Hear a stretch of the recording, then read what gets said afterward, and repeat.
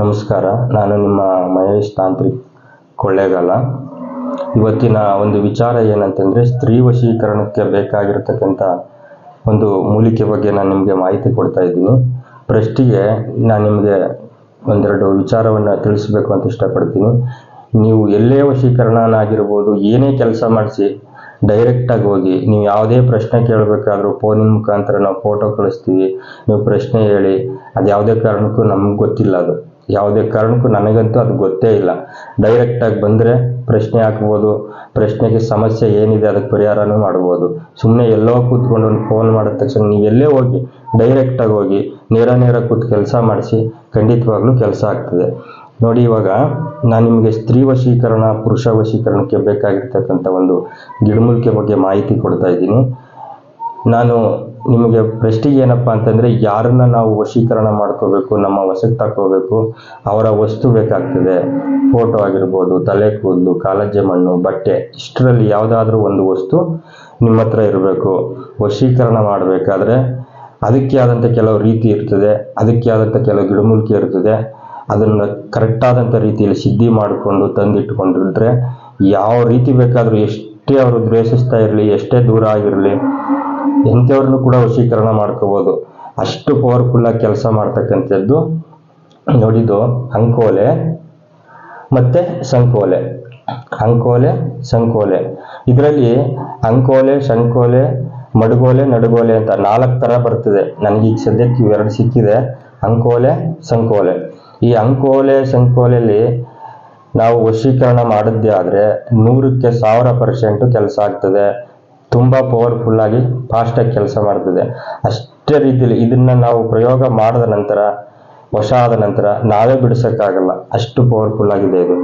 ನಾವೇ ನಿಮ್ಮನ್ನು ಆ ವಶೀಕರಣ ಮಾಡಿರ್ತಕ್ಕಂಥದ್ದನ್ನು ಪರಿಹಾರ ಮಾಡಿ ಇಬ್ಬರನ್ನು ಅಗಲಿಸಬೇಕು, ದೂರ ಮಾಡಬೇಕು ಅನ್ನೋದಕ್ಕೆ ಸಾಧ್ಯವೇ ಆಗಲ್ಲ. ಒಂದು ಸರಿ ಏನಾದರೂ ಈ ಕೆಲಸವನ್ನು ಮಾಡಿ ಕರೆಕ್ಟಾದಂಥ ರೀತಿಯಲ್ಲಿ ಪ್ರಯೋಗ ಆದದ್ದೇ ಆದರೆ ಇದು 100ಕ್ಕೆ 100% ಕೆಲಸ ಆಗ್ತಕ್ಕಂಥದ್ದು. ಇದರಿಂದ ನಾವು ಒಂದು ಮಾಡಿರ್ತಕ್ಕಂಥದ್ದನ್ನು ಕಿತ್ತಾಗೋದಕ್ಕೆ ಯಾವ ರೀತಿಯೂ ಕಾರಣಕ್ಕೆ ಸಾಧ್ಯನೇ ಇಲ್ಲ. ಅಷ್ಟು ಪವರ್ಫುಲ್ಲಾಗಿ ಕೆಲಸ ಮಾಡ್ತದೆ. ಇದ್ರದ್ದೇ ಆದಂಥ ಪವರ್ ಏನು, ಇದ್ರ ಕೆಲಸ ಏನು ಅಂತ ಮಾಡಿರ್ತಕ್ಕಂಥ ನಮಗೆ ಗೊತ್ತಿರ್ತದೆ. ಅಷ್ಟು ಪವರ್ಫುಲ್ಲಾಗಿ ಅಂಕೋಲೆ, ಸಂಕೋಲೆ ಕೆಲಸ ಮಾಡ್ತಕ್ಕಂಥದ್ದು. ಈ ಅಂಕೋಲೆ, ಸಂಕೋಲೆ ಏನಪ್ಪ ಅಂತಂದರೆ, ಇದರಲ್ಲಿ ಶತ್ರು ಸರ್ವನಾಶಕ್ಕೆ ಕೂಡ ಉಪಯೋಗಿಸ್ತಕ್ಕಂಥದ್ದು ಇದೆ ಇದರಲ್ಲಿ. ಆದರೆ ಶತ್ರು ಸರ್ವನಾಶಕ್ಕೆ ತರಬೇಕಾದ್ರೆ, ಇದನ್ನ ಅಂಕೋಲೆ, ಸಂಕೋಲೆ ಶತ್ರು ಸರ್ವನಾಶಕ್ಕೆ ತರಬೇಕಾದ್ರೆ ನಾವು ಕರೆಕ್ಟಾದಂಥ ರೀತಿಯಲ್ಲಿ ತರಬೇಕು. ಒಳ್ಳೆ ಅಮಾವಾಸ್ಯೆ ದಿನ ತರಬೇಕು. ತಂದು ಇದನ್ನು ಕರೆಕ್ಟಾದಂಥ ರೀತಿಯಲ್ಲಿ ಸಿದ್ಧಿ ಮಾಡಿಕೊಂಡು ಅಂಕೋಲೆ, ಸಂಕೋಲೆ ಎರಡನ್ನೂ ಸೇರಿಸಿ ನಾವು ಶತ್ರು ಸರ್ವನಾಶಕ್ಕೆ ಬಳಸಿದ್ದೇ ಆದರೆ ಫಸ್ಟಿಗೆ ಇದು ಮಾಡ್ತಕ್ಕಂಥದ್ದು ಖಾಲಿ ಅವ್ರಿಗೆ, ಯಾರಿಗೆ ನಾವು ಪ್ರಯೋಗ ಮಾಡ್ತೀವಿ ನಮ್ಮ ಶತ್ರುಗಳ ಮೇಲೆ, ಅವರಿಗೆ ಯಾವ ಕಾರಣಕ್ಕೂ ಕಾಲಂತೂ ಬರಲ್ಲ.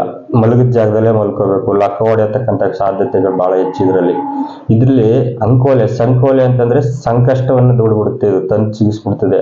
ತುಂಬ ಪವರ್ಫುಲ್ಲಾಗಿ ಕೆಲಸ ಮಾಡ್ತದೆ ಶತ್ರುಗಳ ಮೇಲೆ. ಅಂತೂ ಇದನ್ನ ಪ್ರಯೋಗ ಮಾಡಬೇಕಾದ್ರೆ 100ಕ್ಕೆ 100% ಕೆಲಸ ಆಗ್ತದೆ. 1000 ಸಲ ಯೋಚನೆ ಮಾಡಿ ಕೆಲಸ ಮಾಡ್ತಕ್ಕಂಥ ವಿಧಾನದಲ್ಲಿ ಏನಾದರೂ ಹೆಚ್ಚು ಕಡಿಮೆ ಆಗಿ ಉಲ್ಟಾ ಏನಾದರೂ ಮಾಡಿರ್ತಕ್ಕಂಥ ವ್ಯಕ್ತಿಗೆ ಉಲ್ಟಾ ಆದರೆ ಇದನ್ನ ಪರಿಹಾರ ಮಾಡ್ಕೋಬೇಕಾದ್ರೆ ಭಾಳ ಕಷ್ಟಪಡಬೇಕಾಗ್ತದೆ. ತುಂಬ ಪವರ್ಫುಲ್ಲಾಗಿ ಕೆಲಸ ಮಾಡ್ತಕ್ಕಂಥದ್ದು ಇದು ಅಂಕೋಲೆ, ಸಂಕೋಲೆ ಅಂತಂದರೆ. ಇದನ್ನ ಸಾಮಾನ್ಯವಾಗಿ ನಾವು ಅಮಾವಾಸ್ಯೆ, ಪೌರ್ಣಮಿಲೇ ತರಬೇಕು. ಬೇರೆ ದಿನ ತಂದರೆ ಯಾವ ಕಾರಣಕ್ಕೂ ಕೆಲಸಕ್ಕೆ ಬರಲ್ಲ ಇದು. ಅಮಾವಾಸ್ಯೆ, ಪೌರ್ಣಮಿ ದಿನ ಒತ್ತು ಬೀಳೋ ಟೈಮಿಗೆ ತಂದರೆ ಅದು ಶತ್ರು ಸರ್ವನಾಶಕ್ಕಾಗ್ತದೆ. ಒತ್ತು ಮೂಡೋ ಟೈಮಿಗೆ ತಂದರೆ ಅದು ವಶೀಕರಣಕ್ಕಾಗ್ತದೆ. ಇಷ್ಟೇ. ಬೆಳಗಿನ ಜಾವ ಒತ್ತು ಮೂಡ್ತಕ್ಕಂಥ ಟೈಮಲ್ಲಿ ಬ್ರಾಹ್ಮಿ ಮುಹೂರ್ತದಲ್ಲೇ ಪೂಜೆ ಮಾಡಿ ಅದಕ್ಕೆ ಆದಂಥ ಪೂಜೆ ಪುನಸ್ಕಾರವನ್ನೆಲ್ಲ ಸಲ್ಲಿಸಿ ಒತ್ತು ಮೂಡೋದಕ್ಕೂ ಒಂದು 5 ನಿಮಿಷ ಮುಂಚಿತವಾಗಿ ಇದನ್ನು ತಗೊಂಡ್ರೆ ಇದು ವಶೀಕರಣ. ಇದನ್ನೇನಾದರೂ ನೀವು ಒತ್ತು ಬೀಳೋದಕ್ಕಿಂತ ಮುಂಚಿತವಾಗಿ ಒಂದು 5 ನಿಮಿಷ ಮುಂಚಿತವಾಗಿ ಇದನ್ನು ತಗೊಂಡ್ರೆ ಇದು ಶತ್ರು ಸರ್ವನಾಶಕ್ಕಾಗ್ತದೆ. ಶತ್ರು ಸರ್ವನಾಶಕ್ಕೆ ಒಂದು ಸಲ ಪ್ರಯೋಗ ಮಾಡಿದ್ರೆ ಯಾವ ಕಾರಣಕ್ಕೂ ಅವ್ರನ್ನ ಗುಣಪಡಿಸ್ಕೊಳಕ್ಕೆ ಆಗೋದೇ ಇಲ್ಲ. ಅಷ್ಟು ಪವರ್ಫುಲ್ಲಾಗಿ ಕೆಲಸ ಮಾಡ್ತದೆ. ನೀವೆಂಥ ಹಾಸ್ಪಿಟ್ಲಿಗೆ ಕರ್ಕೊಂಡೋಗಿ ಎಲ್ಲೋದ್ರೂ ಕೂಡ ಇದು ಏನು ಅಂತಾನೆ ಗೊತ್ತಾಗೋದಿಲ್ಲ. ಆರೋಗ್ಯವಾಗಿದ್ದರೆ ಹೋಗಿ ಅಂತಾರೆ, ಆದರೆ ಅವ್ರಿಗೆ ಕಾಲು ಕೈ ಬರೋದೇ ಇಲ್ಲ. ಅಷ್ಟು ಪವರ್ಫುಲ್ಲಾಗಿ ಕೆಲಸ ಮಾಡ್ತದೆ. ಕಾಲು ಕೈ ಬರೋದಿಲ್ಲ, ಮತ್ತೆ ಊಟ ಸೇರೋದಿಲ್ಲ, ನಿದ್ರೆ ಬರೋದಿಲ್ಲ, ಬೇಕಾದಂಥ ಸಂಕಷ್ಟಕ್ಕೆ ಸಿಗಿಸ್ತದೆ ಇದು. ಒಂದೆರಡು ಸಮಸ್ಯೆ ಮಾಡಲ್ಲ. ಹಂಗಾಗಿ ಇದನ್ನ ಬಳಸಬೇಕಾದ್ರೆ ಒಳ್ಳೆ ರೀತಿಯಾದಂಥ ಮಾಹಿತಿ ತಿಳ್ಕೊಂಡು ಬಳಸಿ. ಯಾಕಂತಂದ್ರೆ ಇದು ಏನಾದರೂ ಮಾಡದವನಿಗೆ ಉಲ್ಟಾ ಏನಾದರೂ ಆದರೆ ಪರಿಹಾರ ಮಾಡ್ಕೋಬೇಕಾದ್ರೆ ಬಹಳ ಕಷ್ಟಪಡ್ಬೇಕಾಗ್ತದೆ. ಅಷ್ಟು ಪವರ್ಫುಲ್ ಆಗಿ ಕೆಲಸ ಮಾಡ್ತದೆ.